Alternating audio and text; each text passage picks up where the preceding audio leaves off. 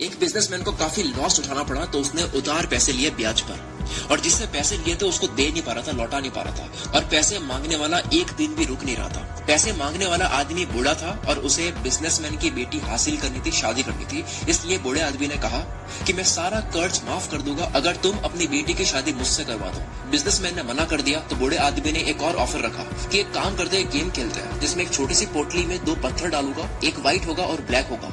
Businessman को बेटी को पत्थर उस पोटली में से निकालने हैं। अगर व्हाइट निकल गया तो सारा कर्ज माफ कर दूंगा और शादी भी नहीं करनी पड़ेगी, और अगर ब्लैक पत्थर निकल गया तो कर्ज तो माफ कर दूंगा लेकिन शादी करनी पड़ेगी। बाप और बेटी दोनों एग्री हो गए। पूरे गांव वालों को इकट्ठा करा। मुखिया भी वहां पे देख रहा था। जमीन से 2 पत्थर उठा करके बूढ़े आदमी ने पोटली में डाले और लड़की ने देख लिया कि उस बूढ़े आदमी ने दोनों ही पत्थर ब्लैक डाले हैं, और ब्लैक पत्थर का मतलब हुआ कि कर्ज माफ लेकिन शादी करनी पड़ेगी। अगर लड़की गेम खेलने से मना कर दे तो शादी तो बच जाएगी लेकिन बाप का कर्ज माफ नहीं होगा। और अगर दोनों ही पत्थर निकाल के उस बूढ़े इंसान की बेइज्जती कर दे तो वो आदमी कभी न कभी बदला जरूर लेगा। इसलिए लास्ट ऑप्शन था कोई एक पत्थर निकालो जो कि ब्लैक ही निकलेगा और कर्ज माफ के साथ में उसको शादी करनी पड़ेगी। लड़की ने चालाकी से गेम खेला। उसने एक पत्थर निकाला और एक्टिंग करके ग्राउंड पर गिरा दिया, और वो पत्थर नीचे गिरे बहुत सारे ब्लैक और व्हाइट पत्थर में मिल गया। लड़की ने कहा ओ शिट, ये मेरे से गलती से गिर गया, लेकिन एक काम करते हैं, दूसरा पत्थर भी पोटली से निकाल करके चेक कर लेते हैं। अगर पोटली में से अब व्हाइट निकला तो मैंने जो उठाया था वो ब्लैक था, और अगर पोटली में से अब ब्लैक निकला तो मैंने जो उठाया था वो व्हाइट था।